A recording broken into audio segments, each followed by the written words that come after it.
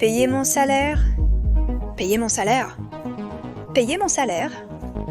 Les employés de Chengdi Optoelectronics à Wushen, Tengxiang, Zhejiang crient ensemble. En grève, en grève. Suining Shangda Electronics est en grève. La crise sociale s'aggrave en Chine. Des manifestations éclatent dans tout le pays. Des millions de Penglifa se soulèvent. Les choses dégénèrent en Chine. Les manifestations augmentent à un rythme exponentiel. En ce moment, les gens manifestent parce qu'ils ont perdu leur emploi et qu'ils ne sont pas payés pour le travail qu'ils ont déjà effectué. Mais la réponse du Parti communiste chinois à ces manifestations est inquiétante. Il supprime des publications, réprime des commentaires et pire encore, il kidnappe des gens dans la rue comme vous pouvez le voir sur votre écran. Très bientôt, ces manifestations passeront d'un sujet économique à un sujet concernant le Parti communiste chinois. Les citoyens chinois réaliseront qu'ils sont en difficulté à cause des décisions d'une seule personne, Xi Jinping. Il y a 3 ans, ils scandaient être contre lui, et maintenant, ils pourraient manifester contre lui.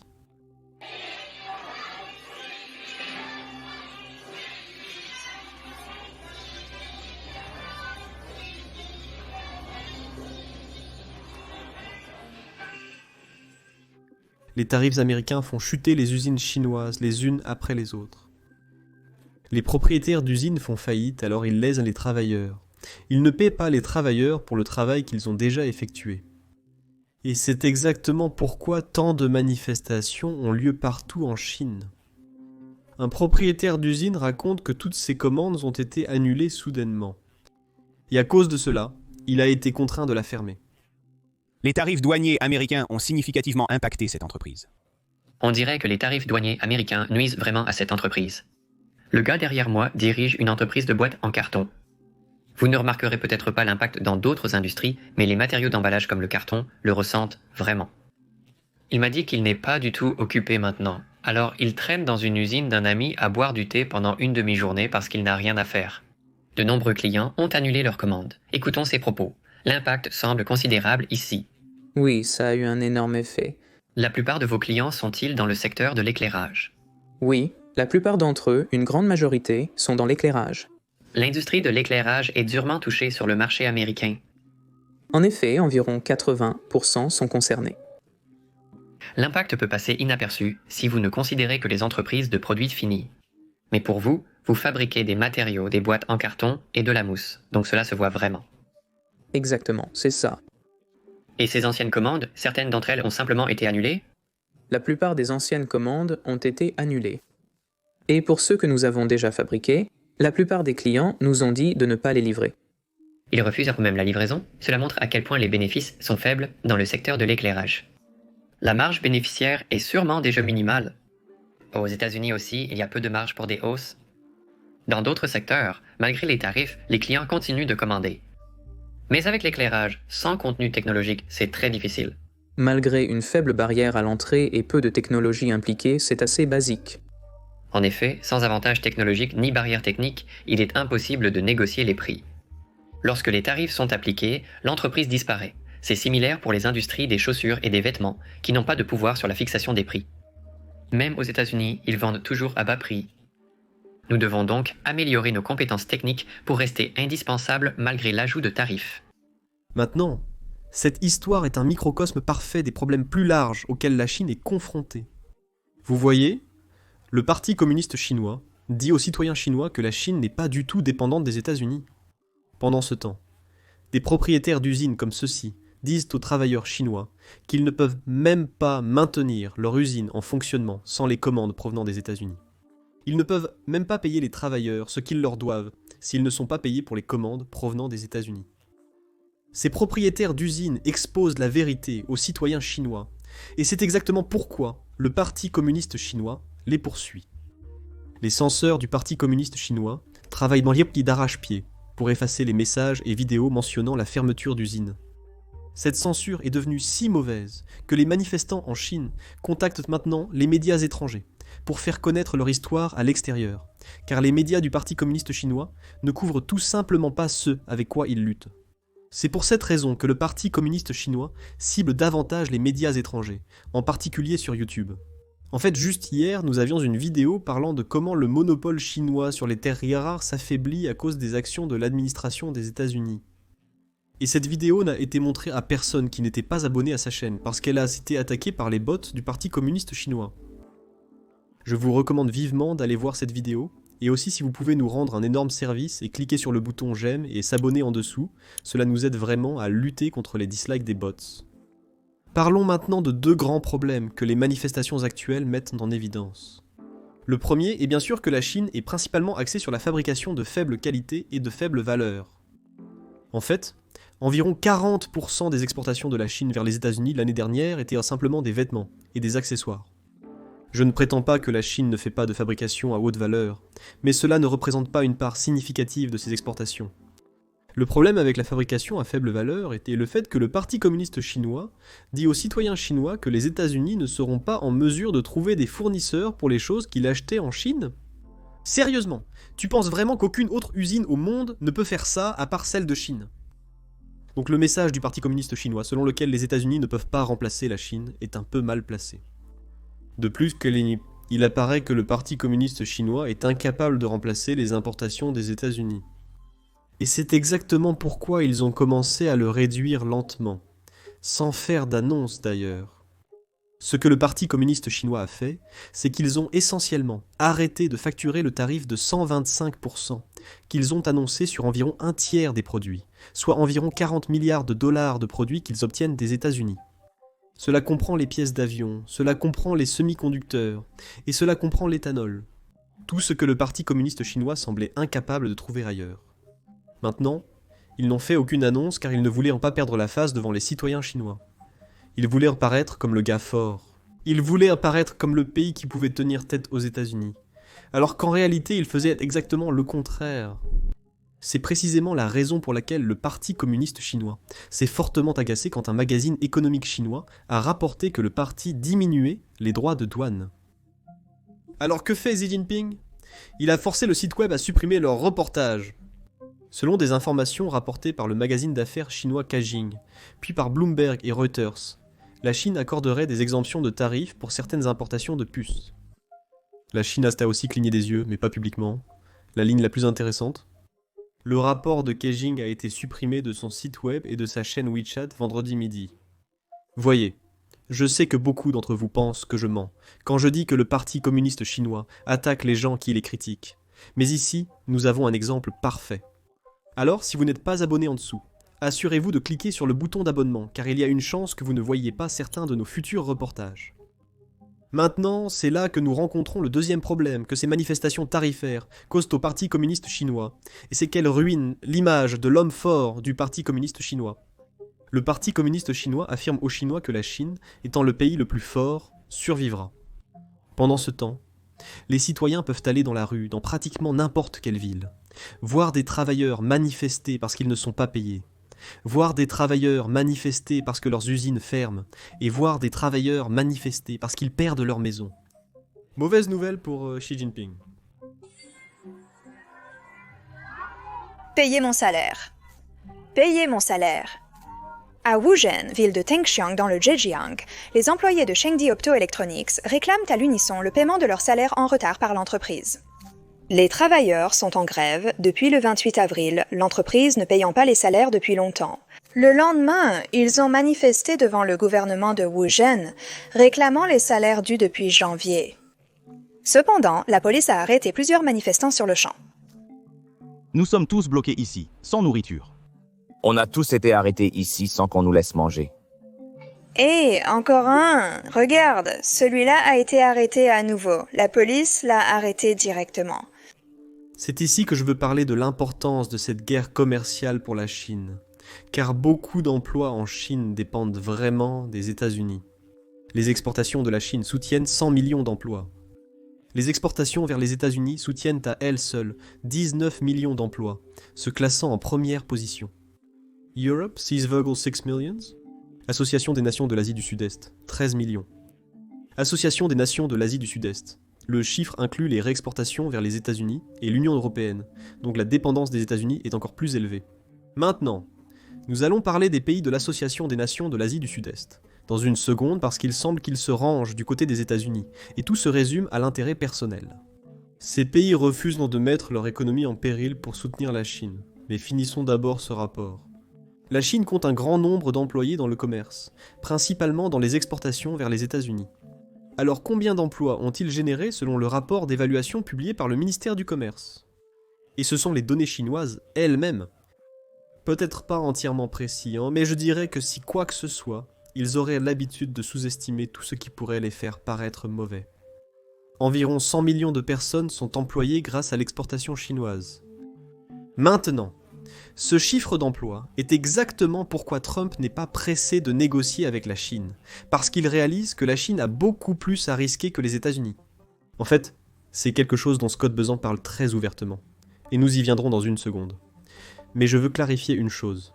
Beaucoup de gens mentionnent ce chiffre que la Chine n'exporte qu'environ 15% vers les États-Unis, mais ce chiffre ne prend pas en compte tout le rapatriement et le transbordement que la Chine a effectué. Le rapatriement désigne le déplacement d'un pays à un autre. Lorsque Trump a imposé des tarifs sur la Chine en 2018, beaucoup d'entreprises chinoises ont simplement déménagé dans différents pays pour pouvoir éviter les tarifs. Cela comprend le Mexique, le Vietnam et le Cambodge. Donc, beaucoup d'entreprises chinoises envoient indirectement leurs produits de ces pays à la Chine. Cela n'est pas inclus dans le chiffre de 15% dont tout le monde parle. La deuxième partie concerne le transbordement. Et c'est exactement ce qu'est la baisse. Beaucoup d'entreprises chinoises envoient donc simplement leurs produits au Vietnam, au Cambodge, en Corée du Sud. Et là-bas, ils se contentent de les réétiqueter de fabriquer en Chine à fabriquer au Vietnam, fabriquer en Corée du Sud, puis envoyer aux États-Unis. Donc, tout ce commerce indirect provient techniquement toujours de Chine. Car l'argent finit par aller en Chine, à la fin de la journée, et l'économie chinoise dépend de cet argent. Donc lorsque nous prenons en compte tout cela, le chiffre exact de combien la Chine exporte vers les États-Unis est plus proche de 30% que de 15%. Maintenant, bien sûr, ce ne sont que des estimations, parce que le Parti communiste chinois essaye de tricher avec le système, donc ils ne vont pas rendre publics les chiffres, mais ce sont des estimations d'experts, donc ils nous donnent une idée de combien la Chine est plus dépendante des États-Unis. Maintenant, nous avons Scott DeSantis, secrétaire du Trésor, qui dit publiquement que la Chine pourrait perdre jusqu'à 10 millions d'emplois si elle continue cette guerre commerciale. Cela, vous savez, avec le temps, nous verrons que les terroristes chinois sont insoutenables pour la Chine.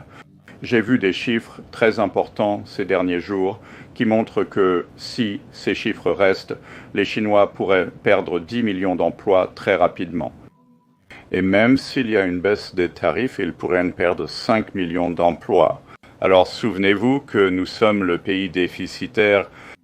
Ils nous vendent presque 5 fois plus de marchandises que nous ne leur en vendons.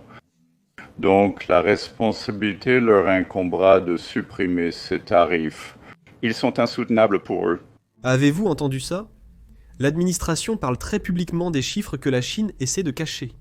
Vous voyez, les données officielles indiquent que la Chine exporte environ 460 milliards de dollars vers les États-Unis et qu'elle importe environ 140 milliards de dollars. Nous recevons 3 fois le montant que nous envoyons en Chine, selon les données officielles.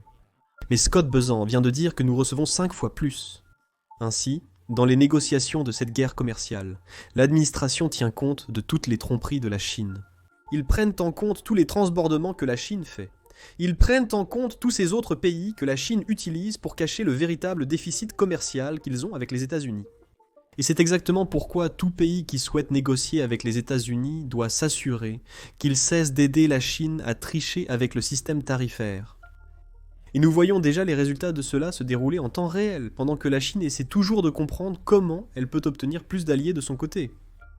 Xi Jinping a visité le Vietnam pour s'assurer que la direction vietnamienne a réalisé que le Vietnam a besoin de la Chine plus que des États-Unis.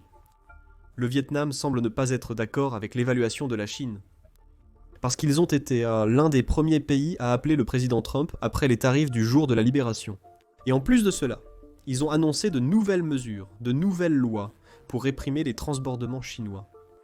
Toute personne qui est maintenant prise en train de faire cela sera accusée en tant que criminel. Il risque 20 ans de prison pour avoir tenté de tricher avec le système de tarification. De plus, les règles concernant le certificat d'origine sont maintenant plus strictes. Cela signifie que si une entreprise veut simplement mentir sur l'endroit où elle a obtenu son produit, Elle aura beaucoup plus de mal à le faire maintenant. Le Vietnam n'est pas le seul. Le Cambodge fait de même, et la Corée du Sud progresse le plus vite. Rien que le mois dernier, ils ont intercepté près de 20 millions de dollars de marchandises chinoises qui ont été introduites en Corée du Sud juste pour tromper le système de tarifs douaniers. Ils changeraient simplement l'étiquette et l'enverraient aux États-Unis. Et ils font cela à cause des négociations qui se déroulent en coulisses entre les deux pays.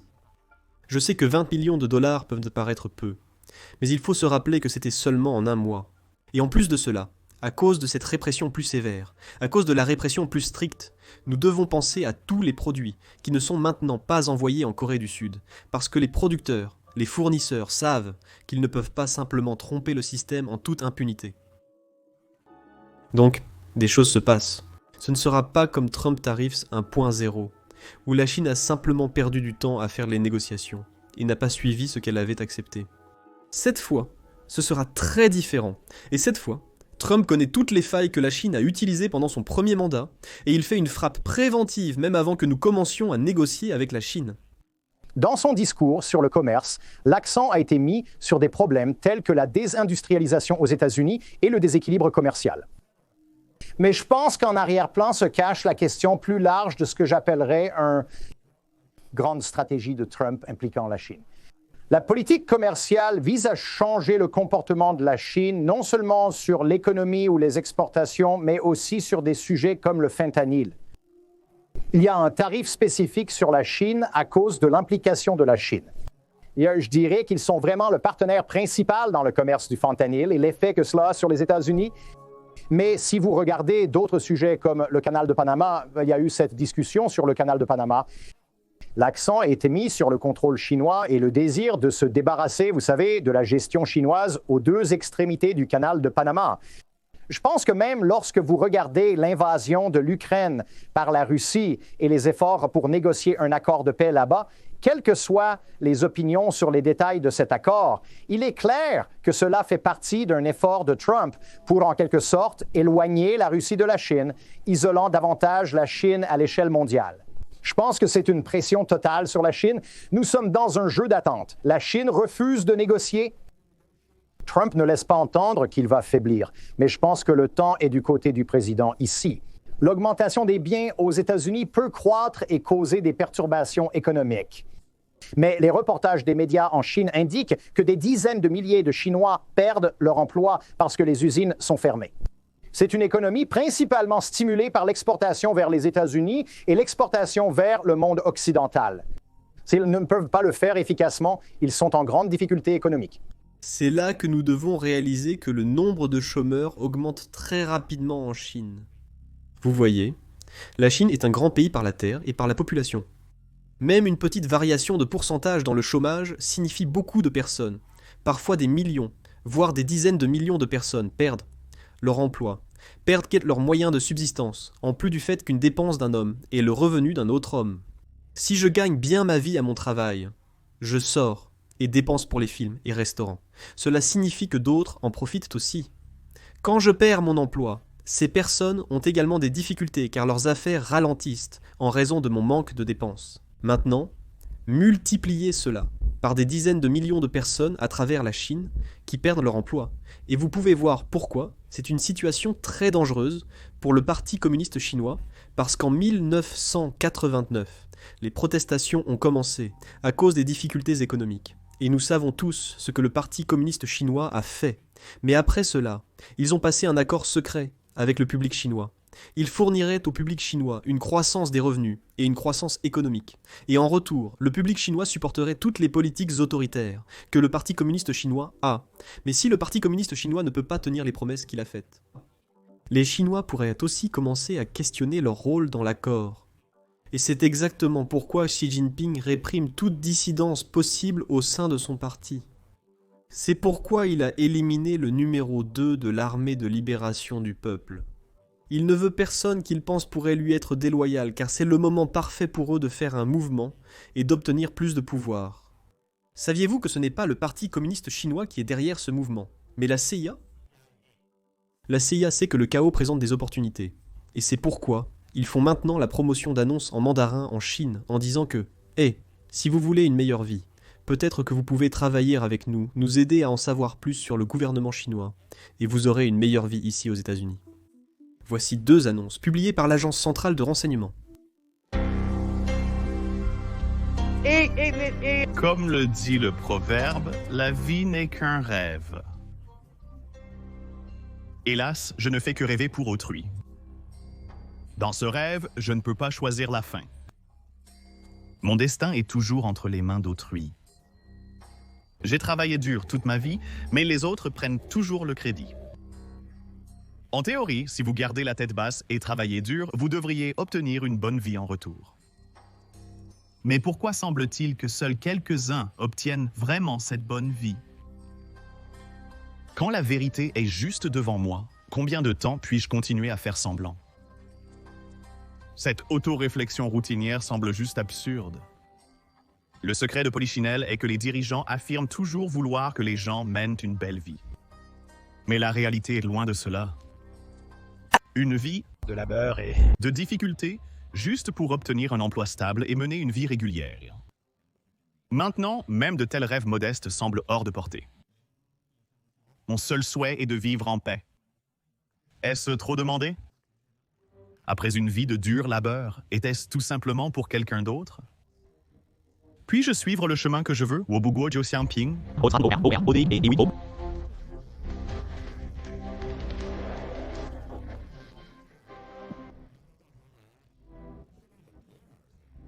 Puis-je tracer le chemin que je veux emprunter?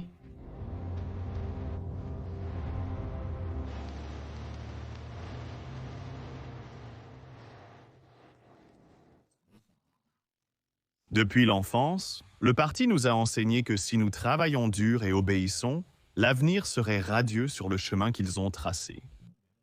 Le ciel qui devrait être partagé par tous appartient maintenant à seulement quelques-uns, donc je dois tracer mon propre chemin.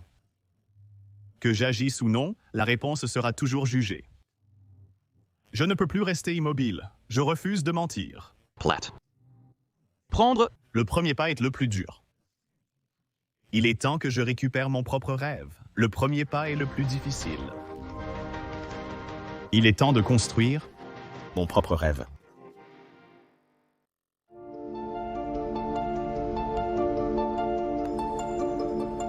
Dans ce type de dîner, le dernier arrivé deviendra inévitablement le sujet de conversation de la ville. Dans des banquets comme ceux-ci, le dernier à arriver devient toujours le sujet de conversation. Car je ne suis pas quelqu'un de timide ou qui a peur des ennuis, mais je ressens progressivement les murmures parmi les... J'ai toujours suivi les règles pour me faire des amis, vivre correctement, verser des larmes pour la lumière. Je n'ai jamais eu recours à des moyens sans scrupules pour le statut. Au sein du parti, alors que je monte, je regarde les hauts dirigeants tomber soudainement en disgrâce. Mais maintenant, je réalise que mon sort est aussi précaire que le leur.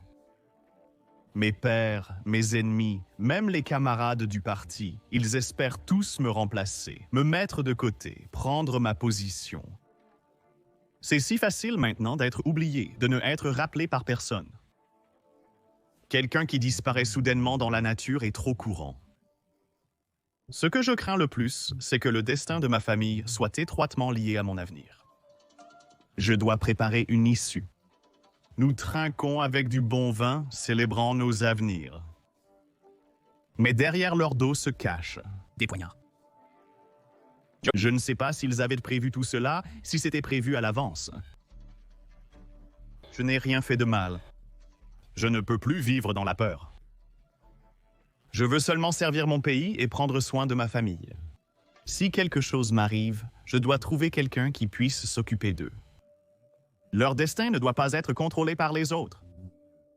Tôt ou tard, les murmures autour de moi vont s'intensifier et les ombres lointaines commenceront à se rapprocher. Mais peut-être qu'il y a une autre façon. Mon objectif n'a pas changé. Seulement Ma méthode. Quoi que me réserve l'avenir, ma famille mènera toujours une bonne vie.